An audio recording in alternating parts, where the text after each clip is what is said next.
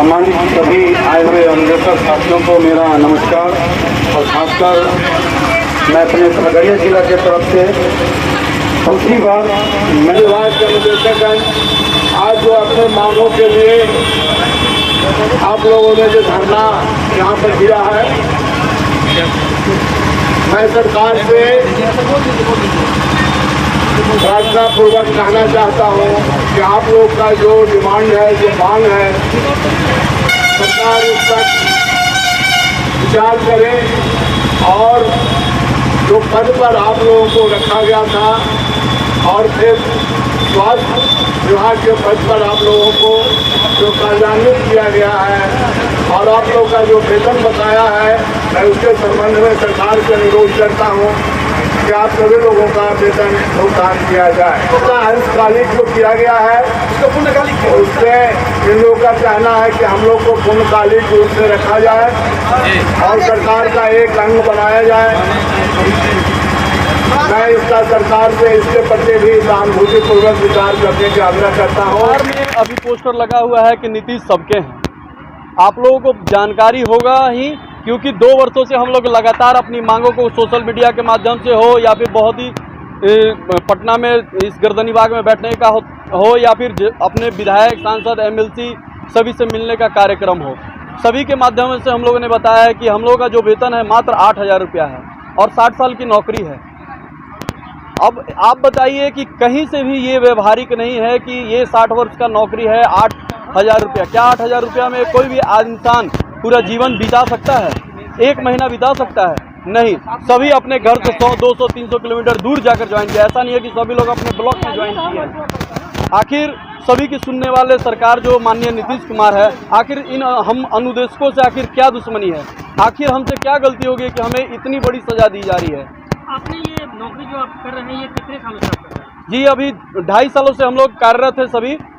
अच्छा, जब आप लोग ने नौकरी ज्वाइन की थी तो किन शर्तों पे आपने ज्वाइन की? जी, मैं आपको बता दूं कि जब हम लोगों ने एस्टेट परीक्षा का एग्ज़ाम दिया था, उस समय पे कहीं भी ये जिक्र नहीं था कि हमारा जो वेतन है वो मात्र 8,000 रुपया होगा। इसमें बढ़ोतरी का जिक्र था? जी, वेतन का जिक्र ही नहीं था। अच्छा, वेतन का जिक्र नहीं? जी नहीं। तो वेतन का जो पहला पदवर्ग होता है उसमें कुछ और लिखा रहता है, दूसरा पदवर्ग में कुछ और लिखा हुआ है। तो यानी वेतन का जिक्र उस समय नहीं किया गया? जी नहीं। इसमें बढ़ोतरी होगा या नहीं होगा? वेतन कितना मिलेगा ये भी नहीं था। ये भी नहीं था? जी नहीं। तो फिर आप किस आधार पर आपने जब ये नौकरी को ज्वाइन किया तो उसके लिए क्या आपने माना था कि आपको क्या मिलेगा, या फिर आपने उस समय आपने सवाल किया था कि हमारा सैलरी बढ़ेगा नहीं बढ़ेगा? इनकी चर्चा की थी? जी, सभी लोग यहाँ पे जितने भी ज्वाइन किए हुए मैट्रिक, इंटर, ग्रेजुएशन के बाद बीपीएड, एमपीएड, एस्टेट क्वालिफाइड हैं, समझ रहे हैं? उसके बाद हम लोगों ने एस्टेट एग्जाम देने के बाद पदवर्ग होती है। पहली पदवर्ग में 4,000 रुपया वेतन था, दूसरी पदवर्ग होती है तो उस समय जो 2012 में जो 4,000 था उसको बढ़ाकर 8,000 रुपया किया गया। अब एक बात बताइए, जिन सामान्य शिक्षकों का पहला कदम देखिए क्या होता है कि हम लोगों ने एस्टेट क्वालिफाई किया, उसके बाद जब पदवर्ग होती है, एस्टेट एग्जाम देने के बाद कोई भी परीक्षा जब आपकी निकल जाती है तो आपका आस जुड़ जाता है। हम लोगों ने आपको आज खेल विश्वविद्यालय बिहार में बना है। पहले बिहार में खेल विश्वविद्यालय नहीं था। कुछ जगहों पे बिहार में शारीरिक शिक्षा की पढ़ाई होती थी। आपको मैक्सिमम लोग भारत के अलग अलग राज्यों में जाकर सभी लोगों ने शारीरिक शिक्षा की डिग्रियां प्राप्त की हैं। क्या यही दिन देखने के लिए आज आप बिहार में खेल को बढ़ावा दे रहे हैं, लेकिन जिस विद्यालय, जो प्राथमिक विद्यालय है जहां से बच्चे निकलेंगे, क्या ये जो भी इंफ्रास्ट्रक्चर बिल्डअप किया जा रहा है वो गरीब के बच्चों के लिए नहीं किया जा रहा है? अच्छा, तो आपने इसके लिए आवेदन कहाँ दिया? मैं क्या बोल रहा हूँ, एमपी हो, एमएलए हो, एमएलसी हो, सचिवालय हो, ऐसा मुख्यमंत्री सचिवालय हो, ऐसा कोई जगह नहीं है जहाँ पे हम लोगों ने आवेदन ना दिया हो। सालों में क्या आश्वासन मिला?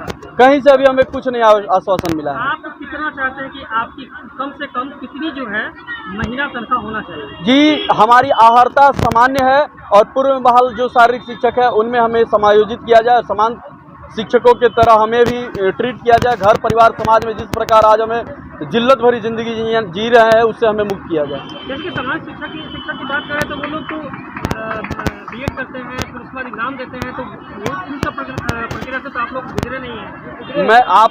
मैं कब से यही बोल रहा हूँ। बीपीएड जो डिग्री है वो बीएड के इक्विवेलेंट है। उसके बाद हम लोगों ने एस्टेट एग्जाम पास किया है, उसके बाद जिस प्रकार से छठा चरण में लोग विद्यालय में आए हैं, जी हाँ, हम लोग उसी प्रकार से विद्यालय में आए हैं और नियोजन इकाई के तहत आए हैं। सरकार से क्या करना चाहते हैं? सबकी सुनने वाले सरकार माननीय नीतीश कुमार जी, माननीय मुख्यमंत्री सर से मेरा आग्रह है कि आज हम सभी शारीरिक शिक्षा स्वास्थ्य अनुदेशक घर परिवार समाज हर जगह जिल्लत भरी जिंदगी जी रहे हैं, हमें भी सम्मान दे, हमें भी जीने का हक दें। एक मिनट परिचय दीजिएगा अपना। निर्भय कुमार, शारीरिक शिक्षा स्वास्थ्य अनुदेशक, जिला अध्यक्ष जहानाबाद। जिस तरह से आज आपने बैठक की है, 2 सालों से लगातार आप लोग बैठक कर रहे हैं, लेकिन इसके बाद भी जो है कहीं भी सरकार आपकी बात को सुनने नहीं है, तो अब आगे क्या प्रक्रिया होगी इस धरना के बाद? अगर सरकार नहीं मानती है तो आगे क्या करें? देखिए, हम लोग आज से नहीं, हम लोग 2022 में हमारी नियुक्ति हुई है। 2022 से हम लोग लड़ रहे हैं। उसी समय से जब हमारी बहाली हुई तो हमको वेतन 8,000 रुपये निर्धारित किया गया, जो कहीं से उचित नहीं है। एक मजदूर का मिनिमम जो वेतन होता है, मजदूरी जो होता है, वो भी नहीं है, उससे भी कम है। हमारा मजदूरी है 200 मात्र 66 रुपया, और एक आज के डेट में एक कुशल मजदूर का जो मजदूरी है 500 से भी ऊपर है। अभी आप सोच सकते हैं, कल्पना कर सकते हैं कि एक शिक्षक को ये मजदूरी दिया जा रहा है, ये वेतन दिया जा रहा है, कहीं से उचित नहीं है। और ये हमको नहीं लगता है किसी देश के कोना में, किसी भी राज्य में इस तरह का कहीं होगा। जबकि हमारी जो बहाली हुई है, बिहार सरकार के नियम है, उसका नियमावली है, उसके मतलब एकदम नियम के संगत हुआ है।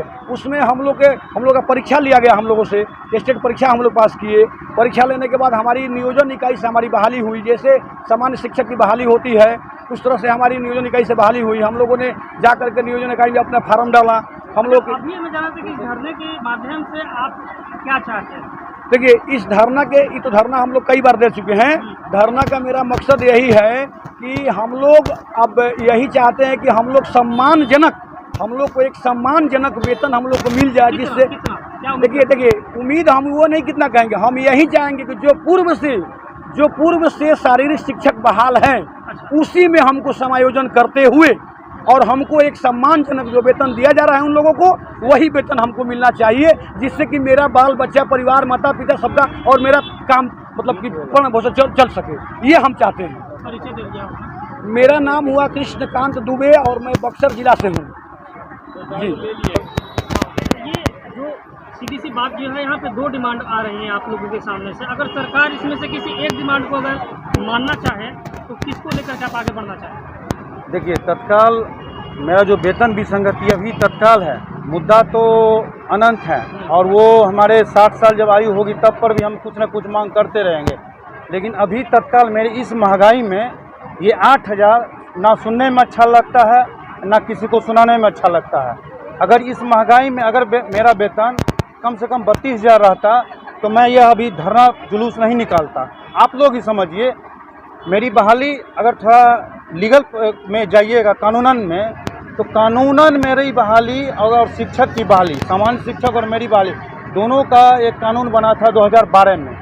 जब 2012 में कानून बना तो उस समय अगर वेतन की जहाँ तक बात आई, नियुक्ति प्रक्रिया तो वो भी टेट दे के आते हैं, हम लोग भी पात्रता परीक्षा देखा है, और ऑल इंडिया वो भी थे, मैं भी ऑल इंडिया हूँ।